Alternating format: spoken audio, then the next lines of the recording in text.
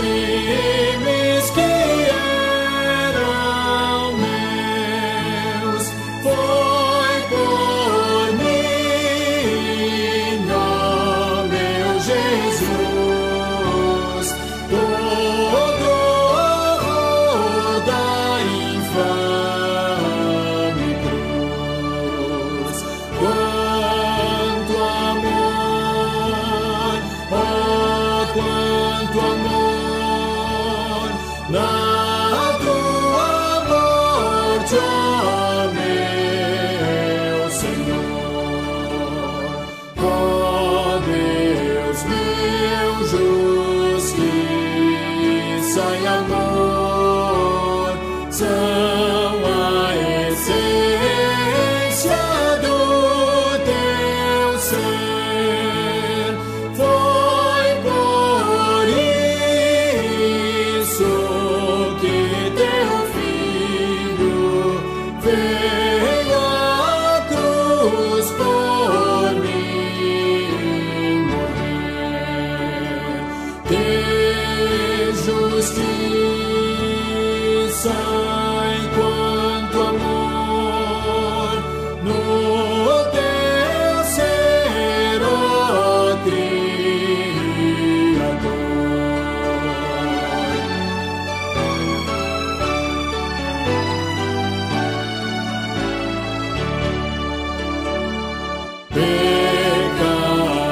pecadores todos vós que buscais a salvação,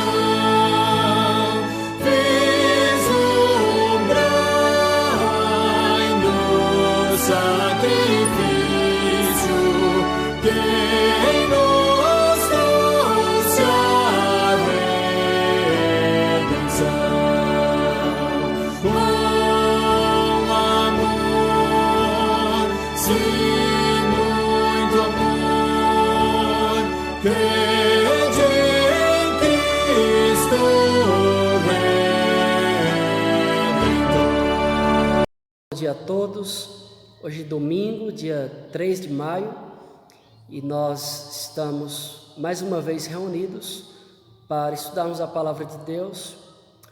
Continuaremos estudando sobre os estados do sofrimento que Cristo enfrentou por nós e para nós.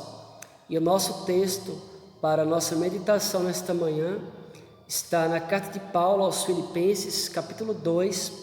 Nós leremos do versículo 5 ao versículo número 8. E eu convido você a pegar a sua Bíblia ou aí no seu celular mesmo, para que você faça essa leitura conosco, para juntos então meditarmos na palavra de Deus. Diz assim, Filipenses capítulo 2, versículo 5 ao versículo 8: Tende em vós o mesmo sentimento que houve também em Cristo Jesus, pois ele, subsistindo em forma de Deus, não julgou como usurpação o ser igual a Deus. Antes, a si mesmo se esvaziou, assumindo a forma de servo, tornando-se em semelhança de homens e reconhecido em figura humana. A si mesmo se humilhou, tornando-se obediente até a morte e morte de cruz. Meus irmãos, nós iremos pensar nesta manhã sobre o que nós chamamos de estado da humilhação de Cristo. Nós trataremos nesta manhã sobre vários aspectos daquilo que nós consideramos o estado da humilhação de Cristo.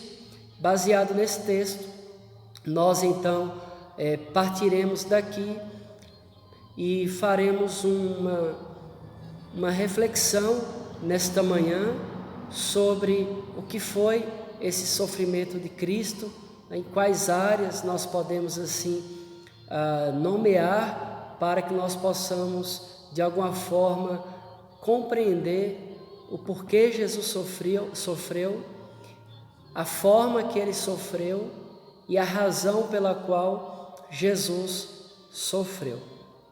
Nesse texto que nós lemos, eu quero destacar duas palavras que traz para nós uma dimensão do sofrimento de Cristo, do que aconteceu com Cristo, né? Lembrando que nós estamos estudando na escola bíblica sobre a pessoa de Jesus Cristo, sua divindade, seus nomes, seus atributos, e nessa manhã de forma especial nós faremos menção dos sofrimentos que Cristo enfrentou por todos nós. A primeira palavra aqui, nesse parágrafo que nós destacamos para a nossa reflexão nessa manhã, é a palavra kenosis, que traz a ideia de esvaziar-se, que traz a ideia de esvaziamento, né?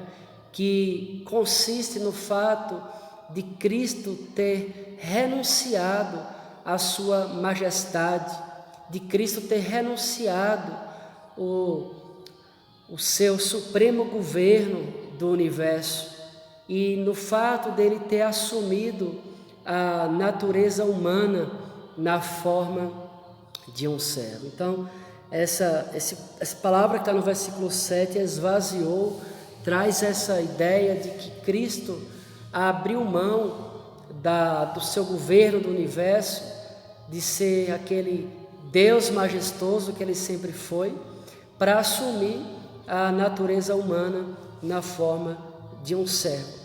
A segunda palavra desse texto que eu queria destacar a início, a título de introdução, é a palavra que está aí no versículo de número 8, quando ele diz: a si mesmo se humilhou. Essa palavra aí, humilhou, traz a ideia de que Cristo se fez sujeito às exigências da lei.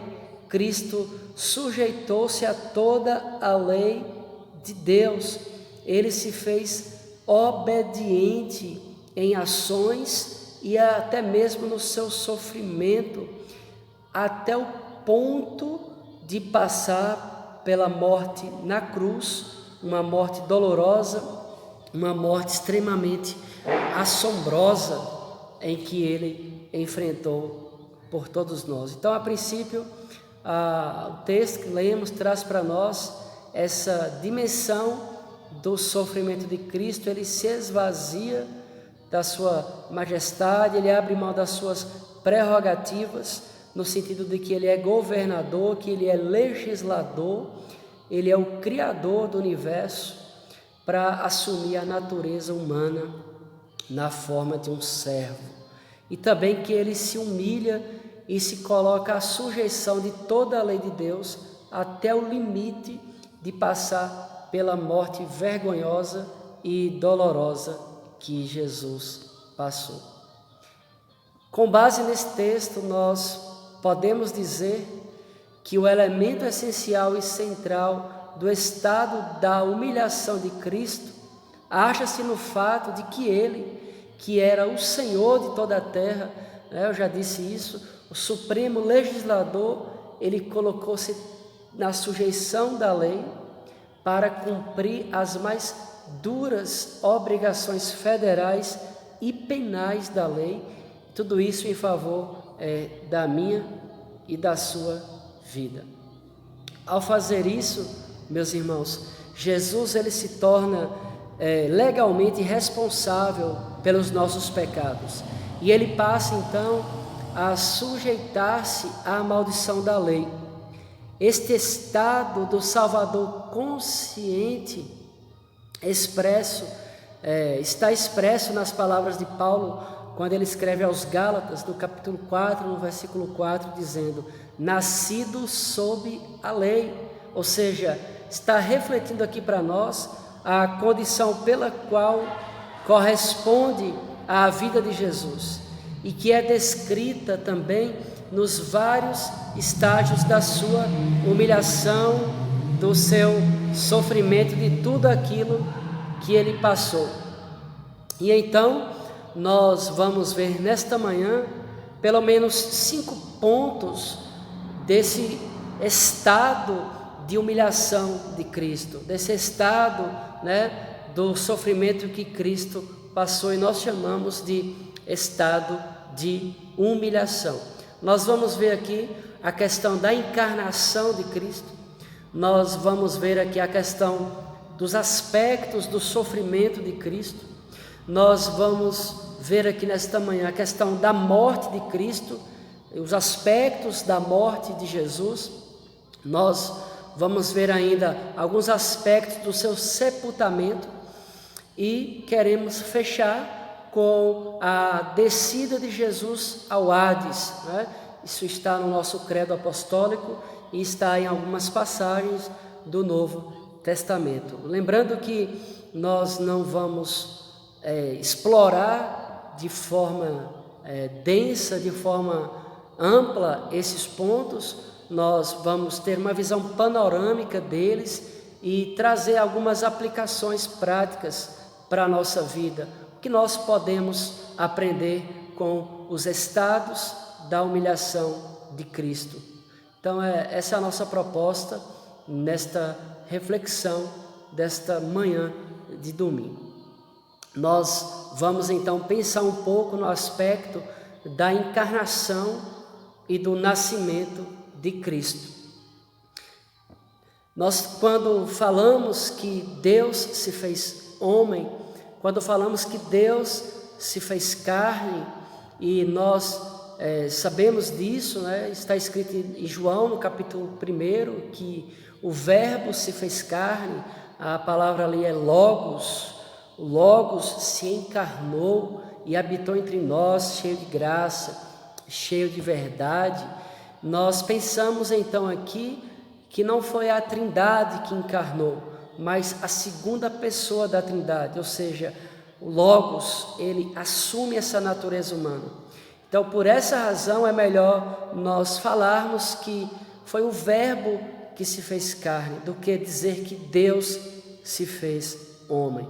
E ao mesmo tempo também, nós devemos lembrar que cada uma das pessoas da Trindade agiram em concordância nessa encarnação. Há um conluio entre eles, há uma concordância entre as três pessoas. Então, a segunda pessoa da Trindade que se fez homem, que assume essa natureza, o Verbo, o Logos, ele assume essa capa humana, esse corpo humano, e ele vem habitar, e ele vem relacionar-se conosco. E quando nós pensamos no aspecto do nascimento e da encarnação de Cristo, nós devemos lembrar que isso se deu porque estava incluído no plano original de Deus. Deus, desde a fundação do mundo, já havia projetado, planejado, arquitetado e determinado que no tempo exato, que foi descrito por Ele mesmo, o Verbo viria e habitaria no meio do seu povo. O fato de que o Verbo se fez carne mostra para nós que o Cristo passou a fazer parte, ou seja, ele tornou-se um membro da raça humana, ele se tornou um de nós, embora sem pecado e sem herdar também o pecado do nosso pai Adão. E nós precisamos pensar sobre a encarnação do Logos de Cristo, que não é diferente, ou Deus viu que o homem pecou e resolveu enviar Cristo, resolveu que o Logos iria se encarnar depois da queda. Não, essa decisão de Deus de enviar Cristo ao mundo, de enviar a segunda pessoa da Trindade, de fazer com que o Verbo, o Logos, se encarnasse, tornasse como um de nós, isso estava já previsto e predito, ou melhor dizendo, determinado, antes do primeiro casal pecar, antes do primeiro casal tropeçar ali na lei de Deus. Se era necessário um mediador agora, também era necessário um mediador antes da queda. Tudo já estava planejado, projetado por Deus. Quando nós pensamos na encarnação e no nascimento de Cristo, nós precisamos ter em mente que a obra de Jesus Cristo, ela vai além da encarnação, né? Ela não se limita apenas à encarnação. Nós vamos ver em toda a Escritura que Ele é o mediador, Ele intercede entre nós e Deus. Ele não é apenas um mediador, mas Ele é o chefe, Ele é o cabeça. Jesus, Ele não é apenas o princípio, mas Ele também é o fim de todas as coisas. Ele é rei, Ele é governador, Ele sustenta todas as coisas. Quando nós pensamos na questão aqui prática da encarnação de Cristo, isso demonstra uma grande humildade. Ele sendo Deus, Ele habitando nos céus de glória, de perfeição, por amor a mim e a você, e para nos livrar da condenação do pecado, Ele se torna um de nós, e Ele vem habitar entre nós. Imagine você, o Deus, Criador de todas as coisas, tendo agora que vir à terra e habitar no meio dos homens com um corpo humano, Ele abrindo mão de todas as suas prerrogativas por amor a mim e a você. Isso é humildade. O grande se fez pequeno, o Todo-Poderoso se fez fraco para nos dar o exemplo, para que nós também não queiramos nos sentirmos grandes ou acharmos que somos maiores do que outras pessoas ou melhores do que outras pessoas. E o Verbo vem, habita entre nós e nós vemos a sua glória, a sua graça cheia de verdade. O segundo aspecto do estado de humilhação de Cristo é o seu sofrimento, os vários aspectos do sofrimento de Cristo. A vida de Cristo inteira ela foi marcada pelo sofrimento, desde o seu nascimento. Não havia lugar para ele na estalagem. A Maria teve que fazer uma viagem longa com José e o Cristo nasce ali em situações extremas. Pouco tempo depois, Herodes já quer matar a Cristo. José e Maria têm que fugir para o Egito e toda a sua infância, a juventude, a Bíblia não fala muita coisa ou quase nada sobre a juventude, mas a fase adulta de Cristo é marcada por dilemas, por perseguições, por sofrimento, angústia, dor. Cristo ele sofre a sua vida toda. Ele sofre no seu corpo. Ele tem medo, ele tem fome, ele tem sede, ele cansa, ele sente dores físicas, mas ele também sofre na sua alma ao ver a humanidade degradando em pecado, decaindo nos pecados, se afastando de Deus. E esses sofrimentos de Cristo são resultantes ou resultados de várias causas. Várias causas levaram Cristo a sofrer. Por exemplo, o fato de que Ele, Jesus, a segunda pessoa da Trindade, o Verbo, o Senhor do Universo, ocupar a posição agora de um servo totalmente cativo à lei de Deus e estar com a obrigação de obedecer essa lei, isso fez com que Ele sofresse. Ele não podia errar. Ele não podia falhar, ele não podia retroceder, mesmo olhando para frente, para o futuro e enxergando a cruz que o esperava. O fato de Cristo o fato dele ser santo, Cristo é santo, nunca achou dolo em sua boca, nunca achou nenhuma falha nele, ele é santo.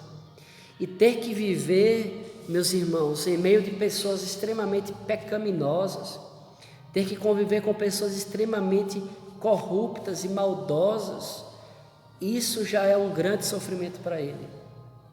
Viver nessa atmosfera pecaminosa, de maldade, era o que ele via: pessoas matando, pessoas roubando, pessoas traindo, pessoas duvidando, pessoas se afastando de Deus, pessoas doentes, e nós sabemos que tudo isso é razão e consequência por causa do pecado da humanidade. O segundo aspecto do que a gente considera aqui como razão para o sofrimento de Cristo é a questão da sua perfeita noção e da sua clara antecipação desde o início da sua vida, dos sofrimentos extremos, meus irmãos, que o esmagariam no fim da sua vida. Jesus sabia desde o início para que ele veio, por que ele veio e para que ele veio. Desde criança, ele já sabia que ele iria morrer. Ele sabia que uma morte horrorosa o esperava. E essa angústia, ela estava no coração de Cristo o tempo inteiro. Ele sabia, olha, eu não vim fazer a minha vontade, eu vim fazer a vontade daquele que me enviou.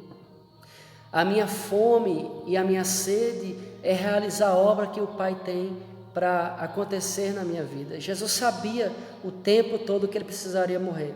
Imagine você viver com essa certeza de que você vai passar por uma morte horrorosa.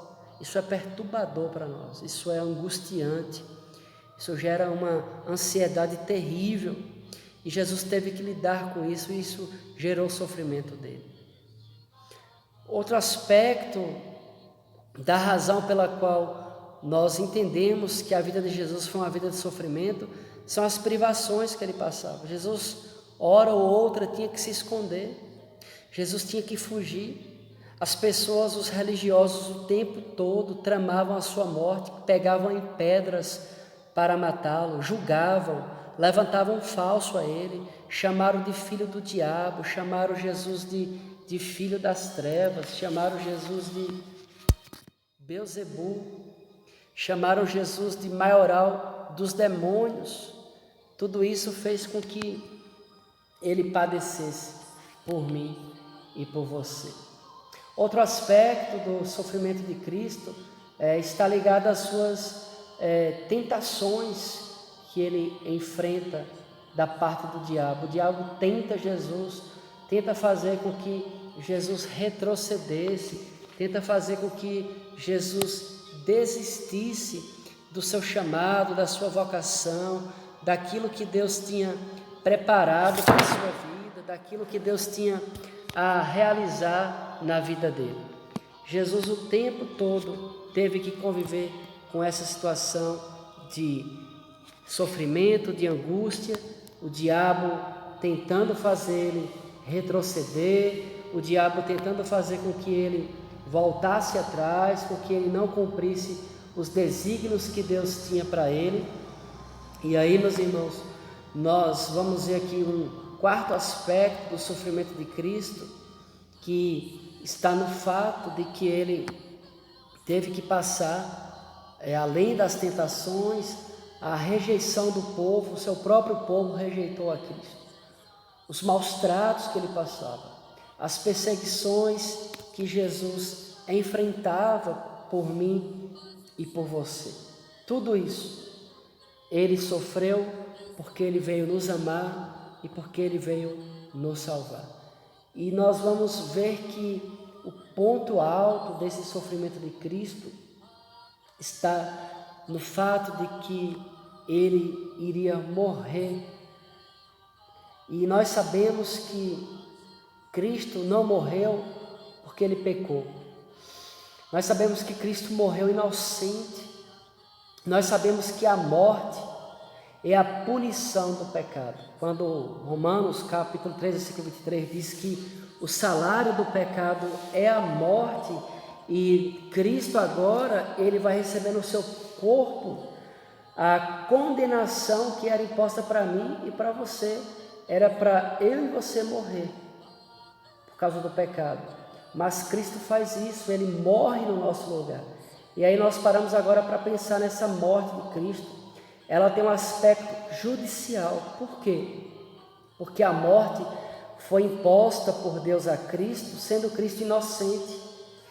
Ou seja, a minha e a sua culpa foi imputada em Cristo. A nossa culpa, ela é imputada na pessoa de Cristo, e Cristo recebe a punição, não porque ele merecia morrer, mas por causa dos nossos pecados. Deus pôs, ou seja, Deus impôs judicialmente a sentença de morte em Cristo, para que Ele sofresse por nós, para que Ele morresse por nós.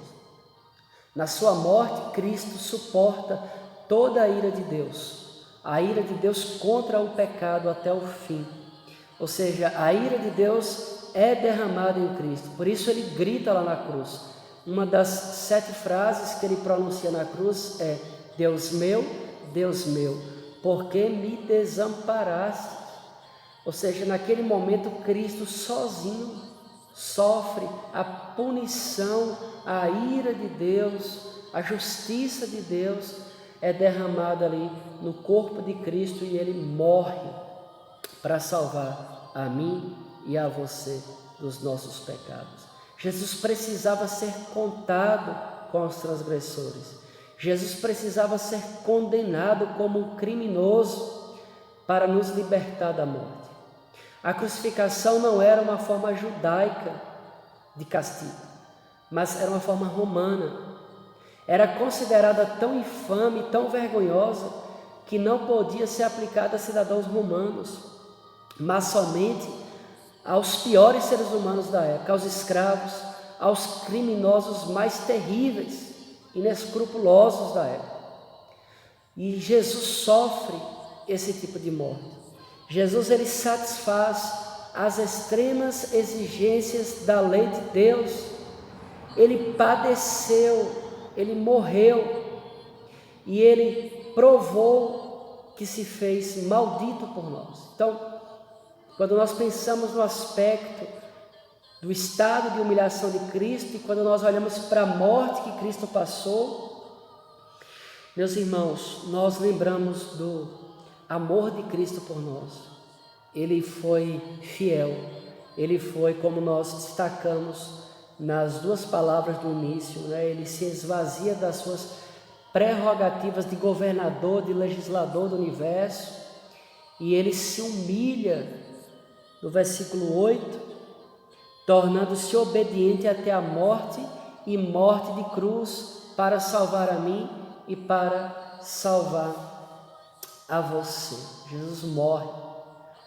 Ele morre para que eu e você seja livre do pecado, para que eu e você seja livre da condenação, para que eu e você possamos ganhar o direito da ressurreição, o direito da vida eterna, meus irmãos, porque a nossa dívida, que era impagável por nós mesmos, por qualquer sacrifício, Jesus paga a nossa dívida morrendo no nosso lugar.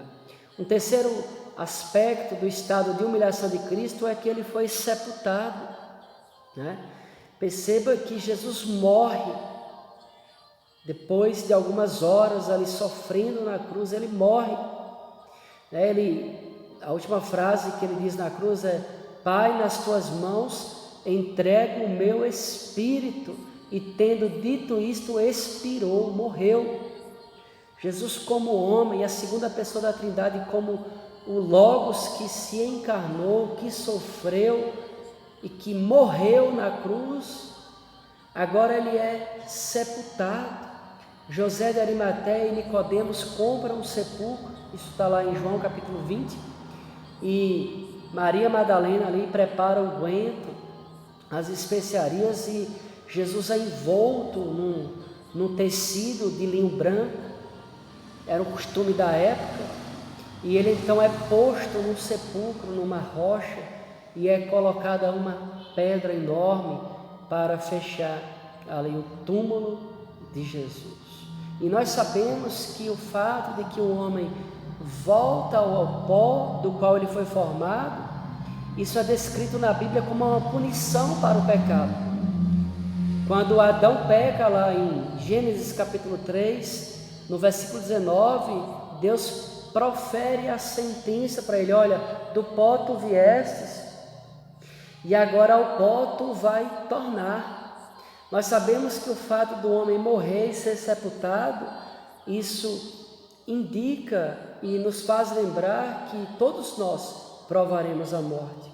Claro que se Cristo vier, os vivos serão elevados aos céus com Ele, mas se Cristo não vier, eu e você provaremos a morte, certamente seremos sepultados, certamente o nosso corpo tornará ao pó, porque é uma ordem de Deus por causa do pecado. E Cristo, ele é então sepultado, meus irmãos, na sexta-feira, e ele passa o sábado sepultado, domingo ainda, algumas horas do domingo ele passa no sepulcro, e nós conhecemos a história. Jesus, no domingo pela manhã, ele ressuscita, ele vence a morte. Mas estamos pensando nesta manhã sobre a humilhação de Cristo. Imagine, meus irmãos, o Deus, Criador dos céus e da terra, agora é posto no sepulcro. Imagine o autor da vida agora está envolto de um lençol, totalmente paralisado, imobilizado. E tudo isso porque eu e você pecamos, e tudo isso porque Deus nos ama, e tudo isso porque Cristo nos ama, e Ele entregou a sua vida por nós. Ele morre e agora Ele é sepultado, Ele é humilhado, Ele é colocado numa caverna escura e fria, de trevas. A luz do mundo, que veio clarear, iluminar a todos, agora está numa caverna escura. O pão da vida, que veio alimentar a todos, está agora sem vida, né? Nós vemos no Evangelho Jesus exclamando: eu sou a água da vida, eu sou o pão da vida. Agora essa vida se foi, e Jesus está permanecendo ali numa sepultura. Isso é humilhante para ele. Ele é humilhado por causa do nosso pecado, né? Ser sepultado, o fato de que o Verbo, o Logos, a segunda pessoa da Trindade, o Cristo, foi sepultado, meus irmãos, isso mostra para nós o estado da sua humilhação. Imagine o Deus tendo que ser sepultado, tendo que ser posto numa sepultura. E aí, meus irmãos, nós estamos chegando no último ponto aqui do nosso estudo nessa manhã, que é o fato de que a Bíblia mostra que Jesus desceu ao Hades, né? O nosso credo apostólico diz assim: creio em Jesus Cristo, seu único Filho, o nosso Senhor, o qual foi concebido por obra do Espírito Santo, nasceu da Virgem Maria, padeceu sob Pôncio Pilatos, foi crucificado, morto e sepultado, desceu ao Hades, ou seja, ele desce. E Pedro vai dizer isso na sua carta, o Salmos vai dizer isso, que ele subiu, quer subiu também, que não, que desceu. Apocalipse capítulo 1, acho que versículo 17 e 18, também vai dizer que Jesus toma as chaves da morte, do diabo. Há várias interpretações sobre essa questão de Jesus ter descido ao Hades. Há várias especulações do fato de que Jesus desceu ao Hades. Eu não quero falar das especulações, eu não quero falar das várias interpretações, porque o tempo não nos permite, mas você depois pode pesquisar sobre isso. E eu queria trazer aqui a interpretação de Calvino sobre essa questão. Quando a Bíblia diz que Jesus desce ao Hades, Hades, só para termos uma ideia dessa palavra, Hades na cultura grega significa sepultura. Em outras traduções, interpretações, a palavra Hades traz a ideia de mundo dos mortos. Então essa é a ideia no grego, né? Sepultura, cova ou mundo dos mortos, né? Então é alguém que foi ao cemitério, é alguém que foi sepultado, é alguém que morreu, é alguém que está no mundo dos mortos. Essa era um dos usos dessa palavra na época em que o Evangelho foi escrito. Então, Calvino, olhando para a Escritura, para essa ideia de que Cristo desceu ao Hades, ele diz que essa palavra é usada de forma metafórica, né?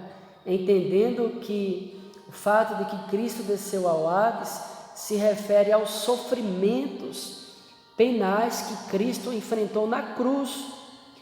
E Calvino vai dizer que na cruz Cristo sofreu as angústias do inferno. Então, a expressão desceu ao Hades aqui, no estado de humilhação de Cristo, significa todo o sofrimento que ele enfrenta na cruz, significa as angústias do inferno que estão sendo lançadas sobre Cristo, ali naquela morte horrível e dolorosa que ele passou. Há ainda um catecismo, o catecismo de Heidelberg, diz o seguinte: diz que as palavras se referem não somente aos sofrimentos de Cristo na cruz, mas também às agonias do Getsêmani, quando Jesus está no jardim do Getsêmani, momentos antes de ser traído por Judas, de ser preso, julgado, tendo posto uma coroa de espinho na sua cabeça, aquele percurso que ele faz de Jerusalém ao Gólgota, onde ele iria ser crucificado, que ele tem que levar a sua própria cruz, e ele cai no chão e o sirineu ali aparece e ajuda Jesus a carregar o madeiro. O catecismo de Heidelberg vai dizer que descer ao Hades se aplica aos sofrimentos de Jesus no Getsêmani, e realmente antes da cruz, quando Jesus ora de madrugada por 3 vezes, e os discípulos Pedro, Tiago e João não conseguem orar, eles dormem, e Jesus está angustiado. Ele diz que a alma dele estava angustiada até a morte. E Jesus ali, no Evangelho de Lucas vai dizer que os poros de Jesus começaram a sangrar, o corpo de Jesus começou a sangrar. Então, meus irmãos, essa expressão desceu ao Hades se aplica na questão de que Jesus sofreu tanto no Getsêmani como na cruz do Calvário, todo esse sofrimento para nos dar a vida eterna. Então, algumas aplicações para nós. Meus irmãos, o fato de que Deus se fez homem, que Cristo se fez homem, que o Verbo se fez homem, se encarnou, demonstra para nós que não há mais espaço para arrogância, para orgulho no coração daqueles que servem a Deus. É isso que Paulo está dizendo no versículo 5. Tende em vós, isso aqui é uma ordem, é um imperativo. Tende, está no imperativo. O mesmo sentimento que houve em Cristo Jesus. Que sentimento é esse? De esvaziar-se, de nos humilharmos, de nos tornarmos servos. É isso que Cristo quer de nós. Nós devemos olhar para todo o sofrimento que Cristo passou e lembrar que eu e você fomos chamados para sermos servos de Cristo. Olhar para Cristo, que sendo Deus, se fez servo obediente até a morte e morte de cruz. Então você foi chamado para servir, fomos chamados para servir. Segundo, a humildade deve reinar em nossos corações. Fomos chamados para sermos servos e servos humildes.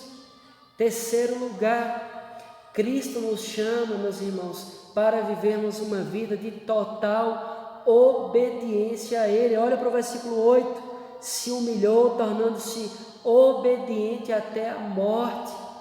Se Cristo foi obediente a Deus até a morte, esse é o nosso padrão de obediência. Eu e você devemos obedecer a Deus até a morte, por amor, por aquilo que Cristo fez. E aí, meus irmãos, diante desse texto, de todo esse estado de humilhação de Cristo, que sirva para nós, que nós sejamos servos, que nós sejamos humildes e que nós sejamos obedientes. Como é que eu e você vai fazer isso? Nós não vamos fazer isso. Quem vai fazer isso é a graça de Deus que age na minha e na sua vida. Quem vai fazer isso é o próprio Cristo que habita no meu e no seu coração.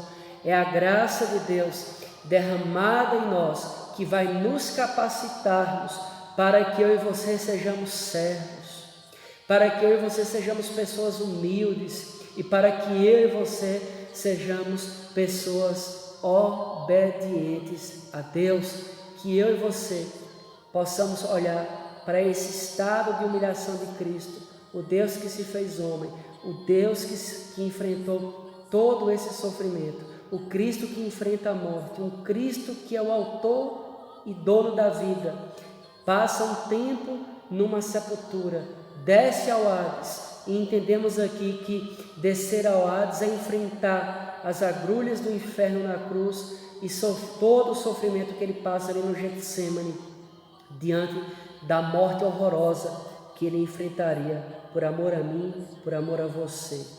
Deus nos chama para nos tornarmos servos humildes e servos obedientes.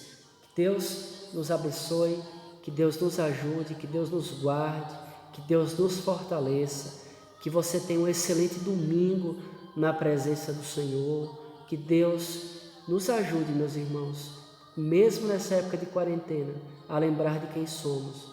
Somos chamados para termos em nós o mesmo sentimento que houve em Cristo, que mesmo sendo Deus, se tornou servo, se tornou humilde e obediente. Que Deus te abençoe, um forte abraço e eu quero orar por você e orar por mim também nesse momento. Oremos ao Senhor. Senhor nosso Deus, graças te damos pelo teu amor, pela tua bondade, pela tua misericórdia. Obrigado, Senhor, porque tu sofrestes em nosso lugar. Obrigado, Jesus, porque o Senhor pagou a minha dívida que era impagável. Obrigado porque graças ao teu sofrimento eu tenho vida, graças à tua morte eu tenho vida, graças a ti, Jesus, nós somos livres e agora, Senhor, faça-nos servos teus, faça-nos pessoas humildes, faça-nos, ó Deus, pessoas obedientes à tua palavra e ao Senhor, através da sua graça, do teu amor que opera em nossos corações. Nós oramos e agradecemos em nome de Jesus. Amém. Deus te abençoe, um forte abraço e até a próxima.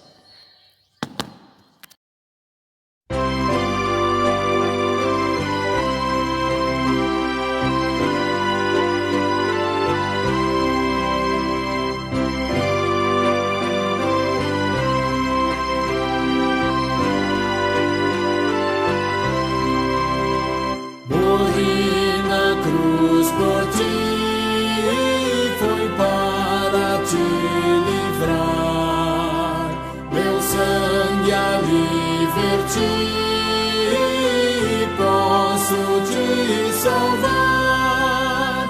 Morri na cruz por ti. Que fazes tu por mim? Morri na cruz por ti.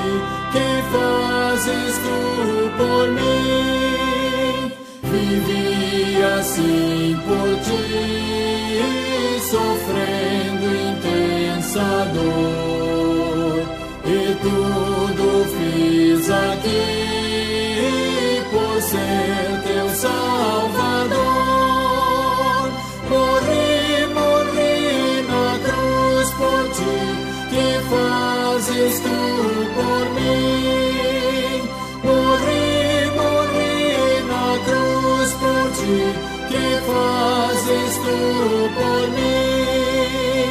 Sofri na cruz por ti, a fim de te salvar.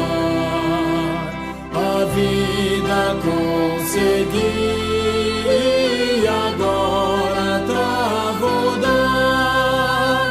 Morri na cruz por ti, que fazes tu por mim? Morri na cruz por ti, que fazes tu por mim?